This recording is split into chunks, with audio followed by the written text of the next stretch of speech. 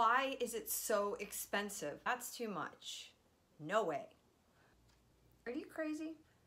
No. Sorry. So why? I've heard it all. Why is this so expensive? Well, in this video, I'm going to tell you what I think, 3 things that I think contribute to the expense of the supplement.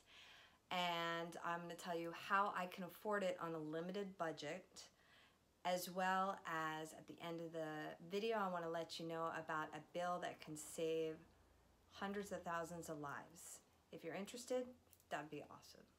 Okay, so why is this supplement so expensive?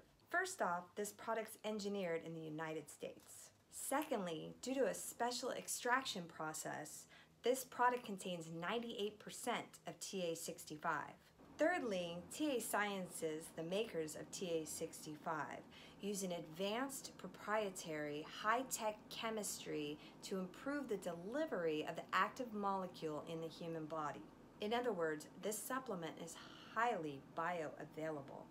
In a nutshell, what bioavailability means is how much of the product remains in the bloodstream that can be utilized by the cells after it's gone through the whole digestive process. It's high quality. Make sense? So how can I afford this on a limited budget?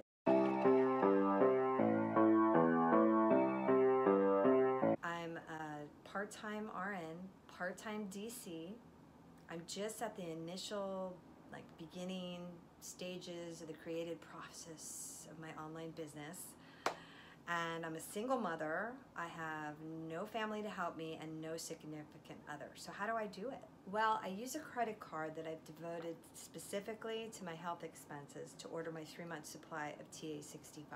Each month when I pay my rent, I pay 1/3 of the cost of TA-65 to my credit card.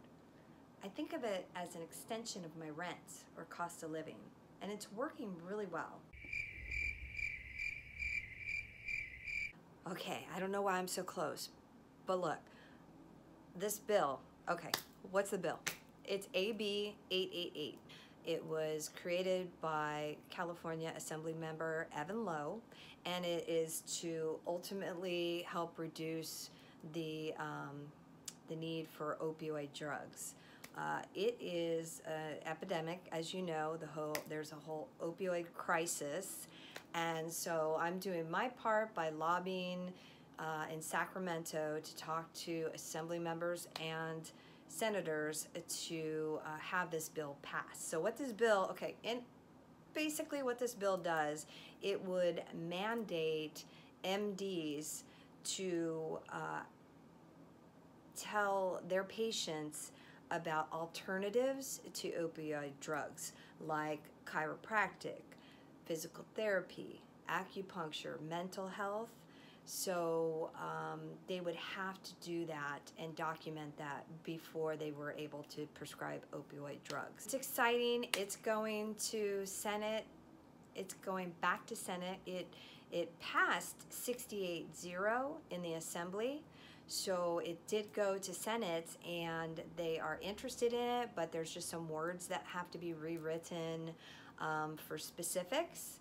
But it's going to be voted on again in January 2020. At least that's the date that's projected, so any minute now.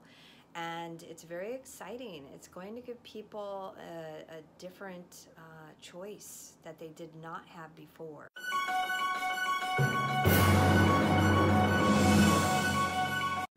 So if you can, write your senators, let them know that this is something you would like to pass.